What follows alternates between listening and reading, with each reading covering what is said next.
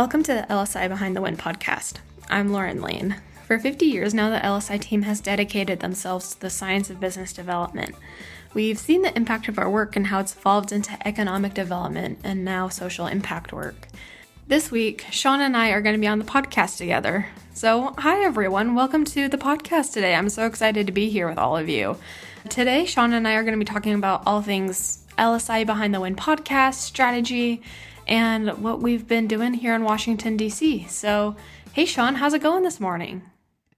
Hey, Lauren, good morning, and I appreciate you joining me on this episode. It's your first episode you've joined me on, and as we start, why don't you just talk about yourself? You really have been the producer and the creative director for this podcast for the last couple of years. Talk about yourself and your support and work in producing, planning, and even editing these podcast episodes with Jake.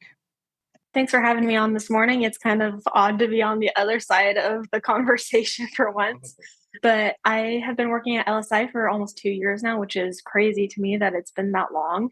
I graduated from BYU just over 2 years ago, almost 2 years ago, which is crazy. I graduated in PR and business, and I loved my time there.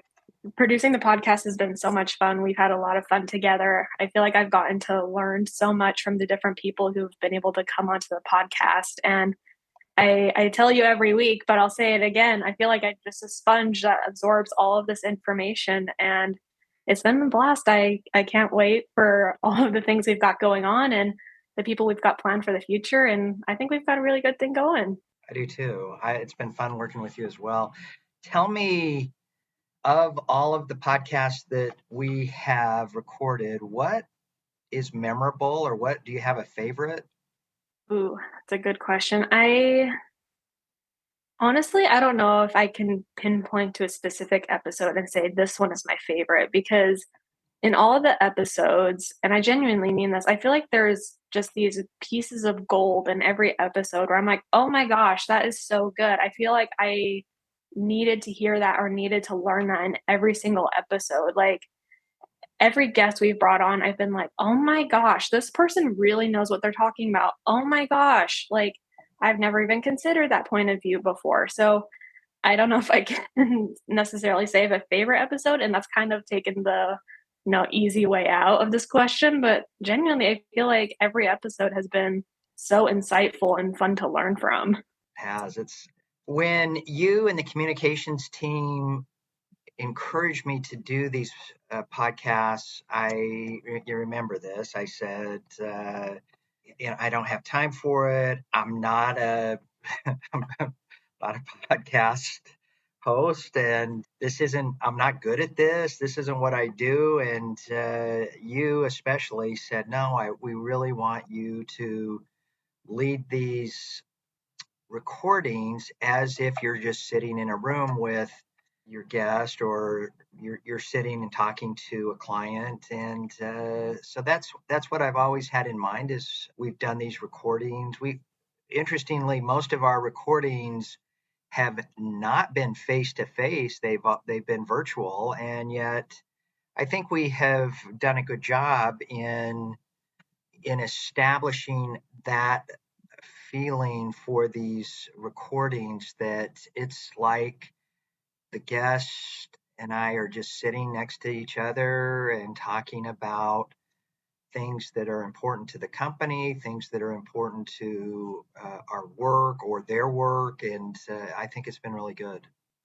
I do too. I think that a lot of podcasts, I think some of the guests get in their heads of, oh my gosh, I'm on this podcast, which is going to have potentially thousands of listeners, and I have to say everything perfectly, and I can't stumble over my words, and I have to have this perfect presentation.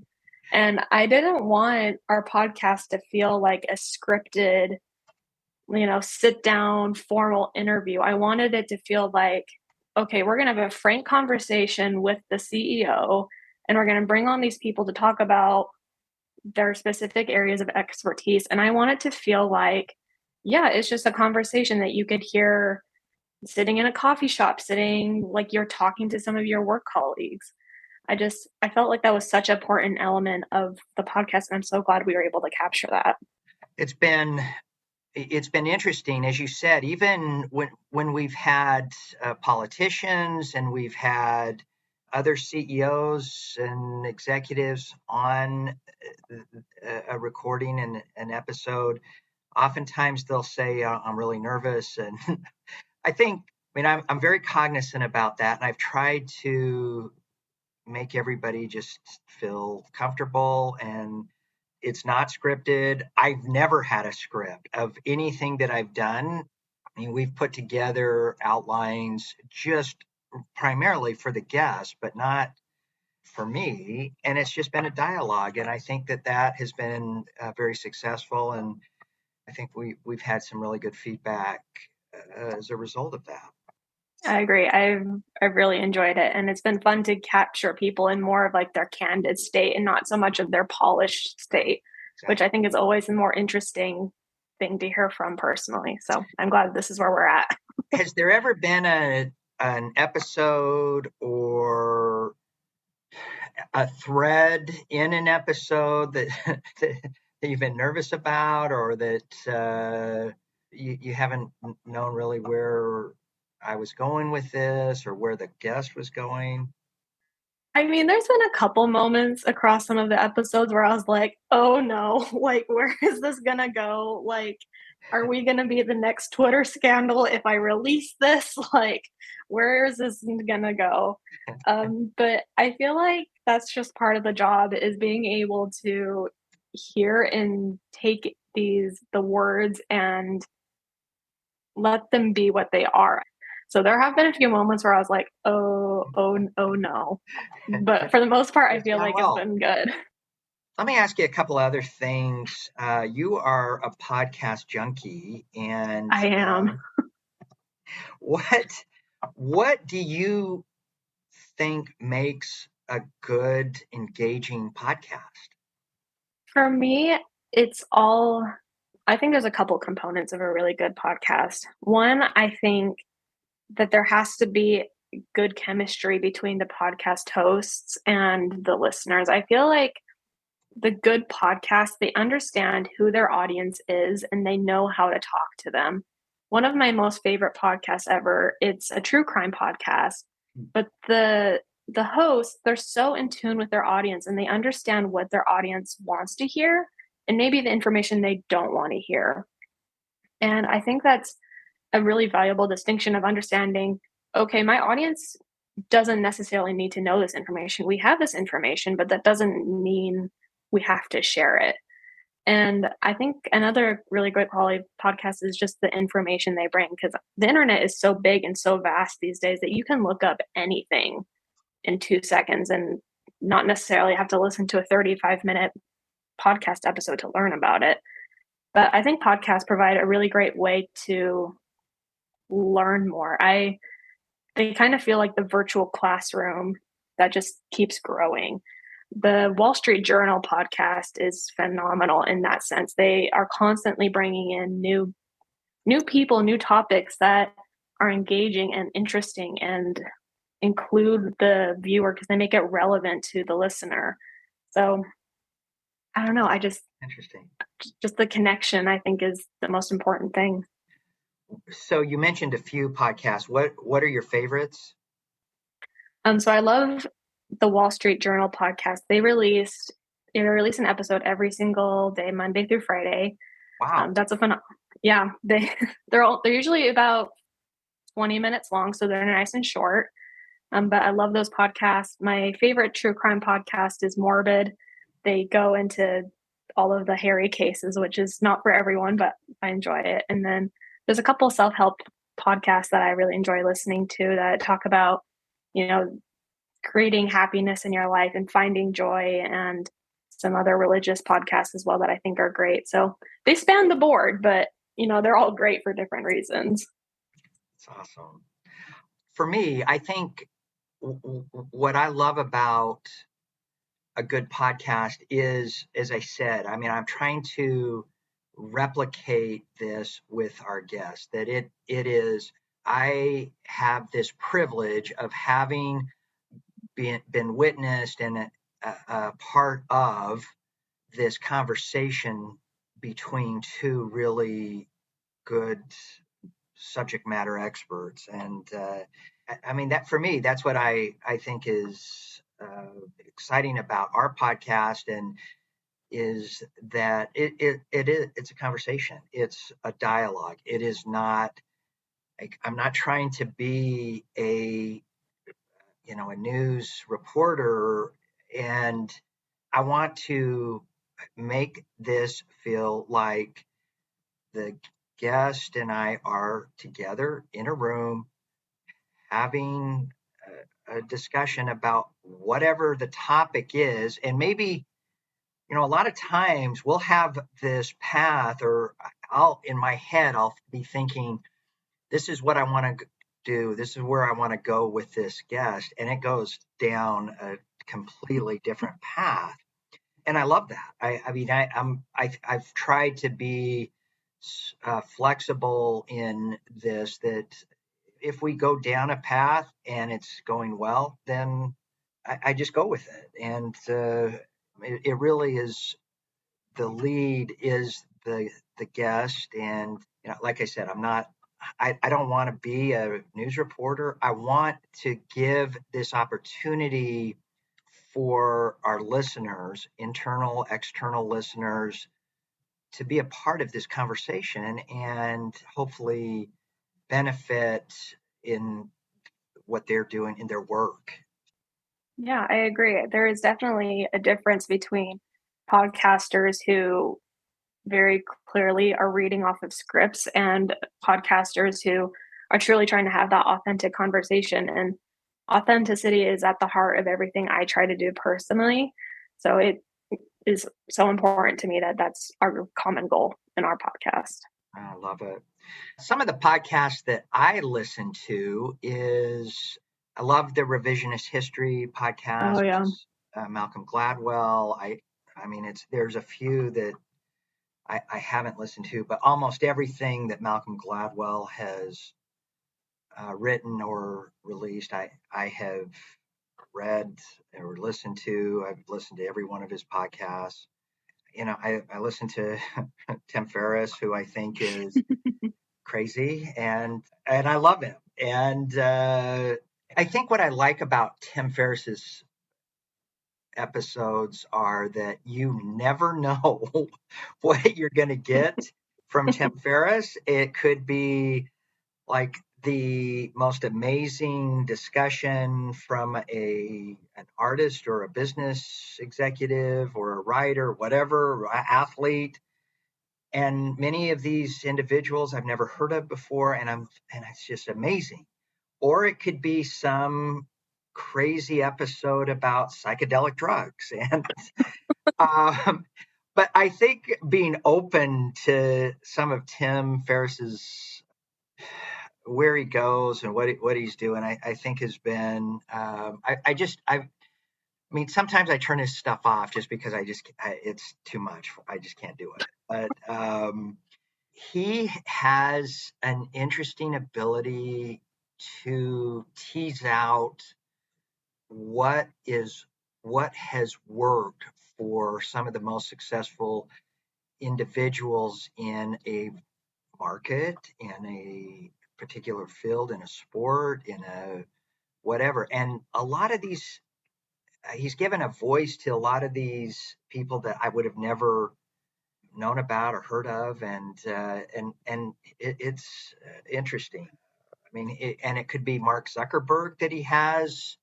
on his on his episodes, or it could be, like I said, some individual doing psychedelic research in the jungles of South America. And you've asked me several times to help me get onto the Tim Ferriss show. So if any of our listeners have a and, connection to the Tim Ferriss show, let me know because and Sean is I desperate to know talk that about psychedelic drugs. I know Tim Ferriss listens to our podcast. So Tim, as you're listening to this, please schedule me to be on your podcast. It'll be a good He, discussion. he can talk to you about so many different kinds of things. Maybe you should try psychedelics drugs while skiing. I Maybe that could be a should. podcast. Hey Tim, this would be a great interview with me. I We got a also good one for you. I listened to I listened to Guy Raz's How I Built This. Oh, Uh, that's a good one. well, this is so true to form. This is not what we had talked about discussing this morning, but it has been fun and interesting. Let me just ask you, Jake, you do a lot of the producing and the creative design and then all of the social media work associated with it. But you work closely with Jake Martin, who's such a talented editor and has really done some incredible work with our recordings. And then he ends up putting it together. He also wrote the music for our podcast, and he's an incredible composer as well as an audio editor. How much interface do you have with Jake, and has that been like working closely with Jake over the last several years? Jake is phenomenal, and also Jake, hi, thanks for producing helping us with this episode. Hi, Jake. Um, but Jake is awesome. He just does everything I need him to do and more. He truly understands what the editing process is, what the editing process looks like, and how to make our guests shine. He and I, we usually collaborate pretty closely on the podcast and what he envisions the sound and what the content should sound like. And so, but usually the conversation goes is, "Hey Jake, I've got a new conversation for you. Here's the transcript. I'm so sorry that there's so many edits and things that we need to get rid of in this one." And then it's always, "Sounds good. I'll get it back to you in a few hours." And He's he's amazing. just he's a great guy. This is a great I would team. highly recommend him to anyone around. Yeah, and we have given him some rough recordings, Yes. and he has In the knitted it in the together, and it's just been great. in the early days, there were some episodes where I was like, "Oh, I don't know if we're going to be able to push this one." And he just sprinkles his magic on it, and it turned out sounding amazing. And so, I, always huge props in my book for that alone. it is. It's been incredible. So something else, maybe a lot of our um, listeners don't know about Lauren. You packed up and moved to DC earlier this year. Tell me what that's been like.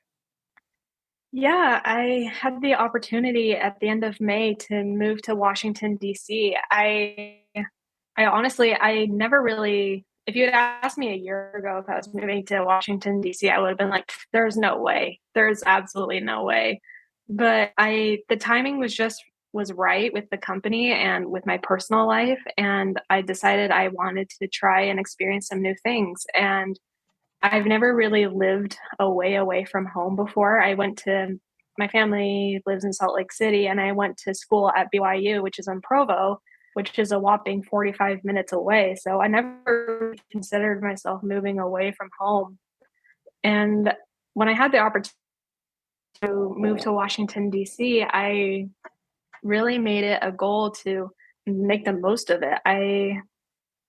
It has truly been such a transformational experience for me. I feel like I've grown professionally and personally, and it's been a phenomenal experience. It's been really hard to completely abandon the life I had in Salt Lake City, but it's been so rewarding to be in a new city where I am on my own and I am learning about the DC parking rules and getting parking tickets because I'm in the time zone for too long and just all of the things. It's been such a rewarding experience, and I'm so grateful that we have an office in DC that allows me to work with our team and still do all of the great things for LSI. So it's been That's amazing. fun. I know you've worked closely with our DC team, and you've been in the DC office Yep. since you've been there. And so, is there anything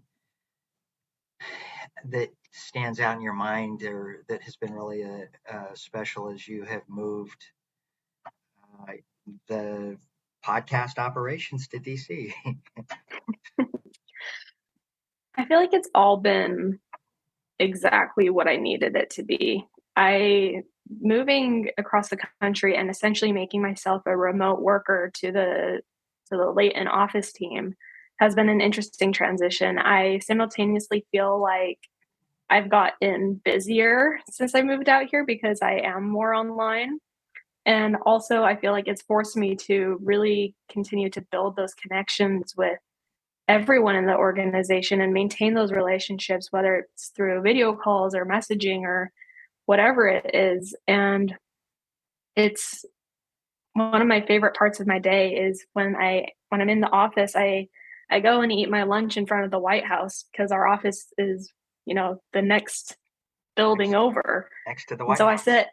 I go and eat my lunch in front of the White House. And it's so special to me to sit in front of the White House and think about how incredible our country is and for the opportunity and the blessing it is really to be in a location that is a constant reminder of the things we fight for and the things we work towards. And it's just such a humbling reminder that, this America, it really is the land of opportunity and of second, third, fourth, and 18th chances, and to make the world a better place.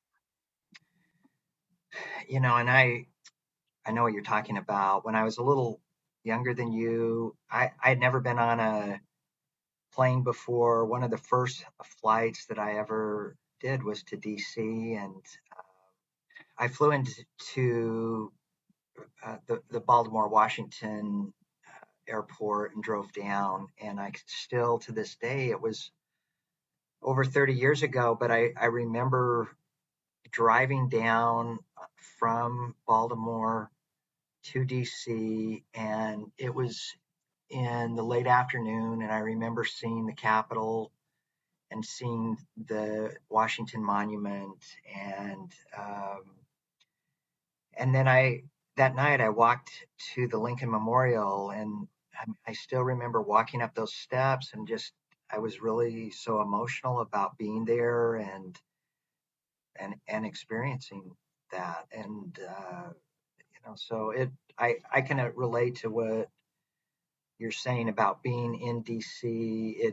For our business, where the majority of our business emanates from the DC market. And I've been doing this for 30 years. I've been commuting. I'm actually in DC today, and as we're doing this recording, and with the exception of the COVID era, every month for 30 years, I've commuted into DC. I've looked at relocating the office to DC so many times and have resisted that, but for a lot of reasons. The skiing in DC is not good. And that's the on the pro and cons list. It's access to federal, and then the cons list it just says skiing on it. You need to get your priorities straight.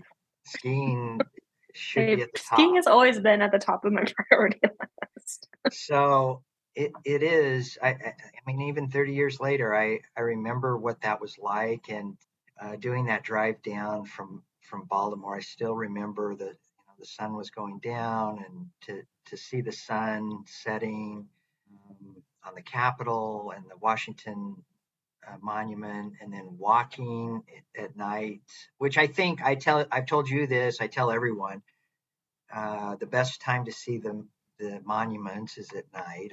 I think there's something more dramatic about seeing the monuments lit up and being there at night. But I can still remember walking the steps up this incredible temple that we call the Lincoln Memorial, and just and uh, feeling like, oh my goodness, I'm part of this, and going to Arlington Cemetery and trying to grasp the sacrifice of our military, and being at the Pentagon. And I mean, you're right. There's it really grounds you, how special our country is and how lucky we are to enjoy these freedoms. Yeah, I I love being able to I agree. The monuments at night are there's just something about it. It almost feels sacred when you're walking through the Right. monuments at night. It's such an experience. If you're in DC and you haven't done monuments at night, I highly recommend you going and do it. There's not as many tourists there, which is even a bigger perk. But it's DC's just been just the right solution for me, I think. So I'm grateful to be here. Is there anything that you have come across since you've moved to DC that something that most people may not know about DC, or something that you've really latched onto that you love? Hmm. It's a good question. I feel like when you've lived in one place for so long, when you've lived in one place your whole life, it's hard to understand what or it's easy to forget what different parts of the country look like.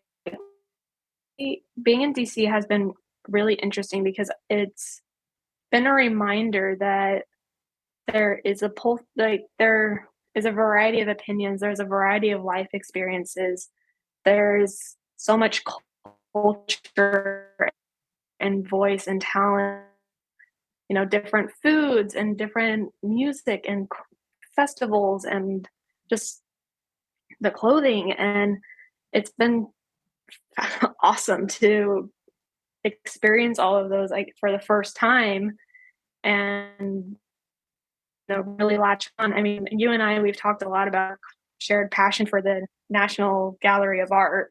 And I've been there, I think, 3 or 4 times since I've moved here.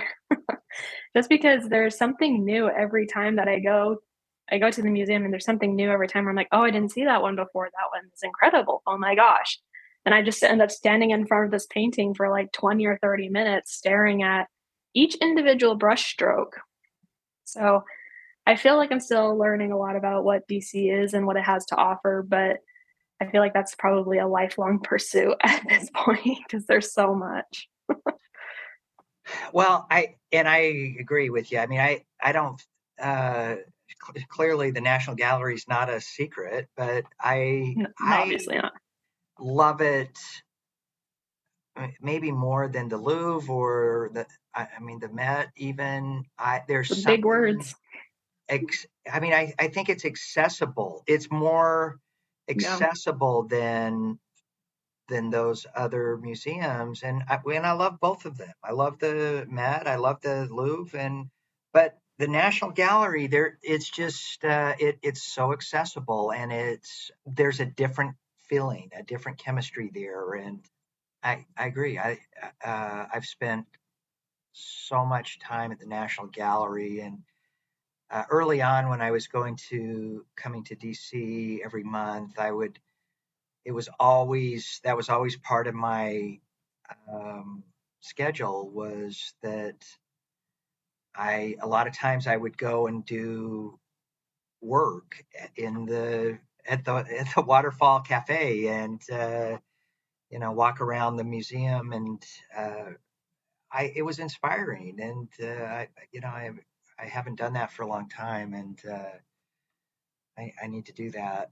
Well, like I said, this wasn't the direction that we were going to go with this, but I think it's been uh, fa- fantastic, and I appreciate the opportunity to be working with you on these podcasts every week, and it's always something different and exciting. And talk for a minute about your vision for the podcast over the next few years. I mean, we've talked a lot about strategy, and what do you envision, and where do you want to take this production in the next couple of years? It's a big question. Um, I feel like in the future, I see our podcast going a couple different ways. I envision when I think about our podcast long term, I think of it in I feel like it depends day by day because the industry, I mean, marketing and communications, it's an ever changing, ever growing beast, right? But I feel like with our podcast in particular, my goal is to create such a diverse catalog of information that if you work in the business development industry, if you work in federal contracting, if you work in economic development, that our podcast becomes this ever growing resource of information for people who want to learn more. I mean, because I have podcasts myself where I go back and I'm like, oh, well, what did they talk about on this? Yeah. I scroll through their entire catalog. I'm like, okay, this is the topic I wanted to learn about. And so I envision that for our podcast where we become this collective, just collection of voices and perspectives and conversations about this intense, hard to understand, hard to get into industry and make it not necessarily a how to for dummies, but a approachable conversation of these intense topics that don't really get talking about in the media ever. And so I think we have a unique opportunity to market ourselves as a one-stop shop to learn more about topics. I mean, because how often do you listen to a podcast or read articles about economic development things happening in your community? Like never, right? You never see that in mass media outlets, or you like have to hunt for them. And Well, so, and so we've talked a lot about this year is that the company's celebrating 50 years.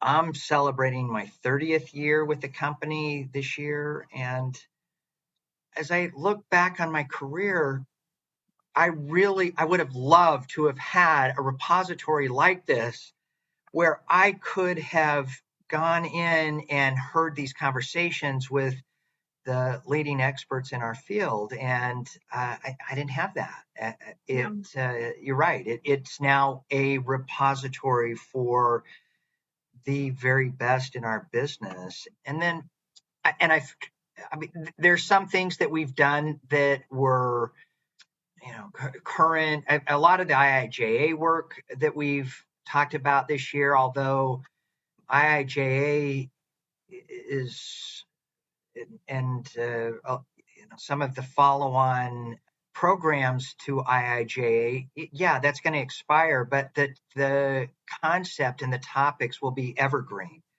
oh yeah, And I've really thought a lot about that as we have put this together and in my discussions. What can we pull on? What can we tease out of the guests, the subject matter experts that we have on these episodes? And what can I contribute to this repository that will be evergreen? That in 20 years, somebody can pull this up and listen to the dialogue that I've had with some of the subject matter experts in capture, proposal, or program execution, supply chain management, economic development, social impact, and it'll be an opportunity for them to bridge gaps that they have in their understanding, in their strategy, and that we build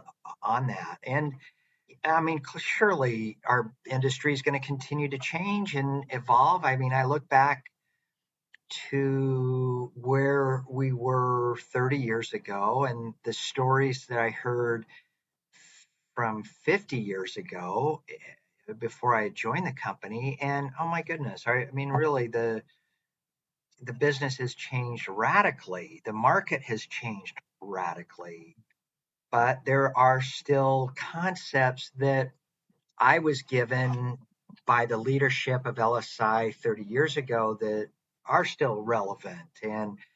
And so I've been really cognizant about that in the design and in the dialogue that I've had with our episode guests, that I want to give this to our team, to our clients, that here is this repository of information that'll be of value and benefit in the next 50 years.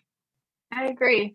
I think the past 5, 10 years in particular have been rather turbulent and rather just one for the history books, right? Especially the past 5 years with the COVID-19 pandemic and the this The recession and the the recession and the current recession and the BIL. And I think it's phenomenal that we get to be living historians, that we're getting to share this information, and it might not be relevant in 2 years, but that doesn't mean that we won't reflect on it and say, oh, well, this is what we did then. This is how we can progress in the future and make things better and how we can improve on next time. And I agree. I think this is a really awesome project and things will continue to change and to evolve. But if it didn't, it would get really boring really fast. So it's never boring. I it's mean, I never just, boring. every day I'm so excited to get up, to start down this path of helping our team, helping our clients be successful. And it's always exciting. It's always so gratifying and never boring. It's always something different. And every time I think, okay, I've been doing this for a long time. I've seen it all. I haven't. And there's something else that comes up that I've never seen before. It's amazing. It is.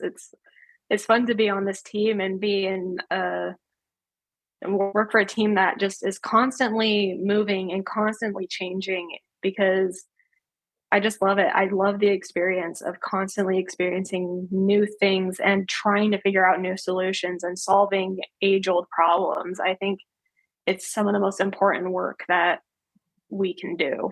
And I'm excited to be a part of it. I agree. I love it. Anything else that, I mean, one other thing that I would like to get from you, Lauren, is as you put together the strategies, the schedule, the content, and work with Jake and Summer and the rest of the communications team, I mean, is there something that you would love to have the listeners of our episodes glean from these episodes? Is there something in particular? I mean, and if you are a listener or you are giving advice to a listener, I mean, what would you recommend or give advice on how to process the behind the wind episodes? I think the first thing I would say is if you don't understand it right now, that's okay.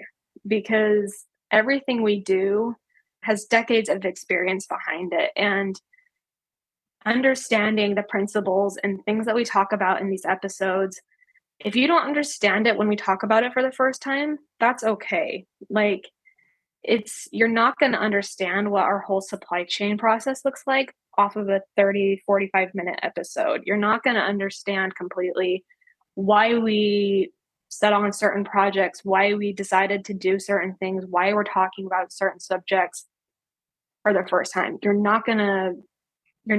just, it takes time to understand why we do all of these things. And sometimes I feel like when people listen to podcast episodes, they expect to walk away being, complete experts on whatever they just listened to, right?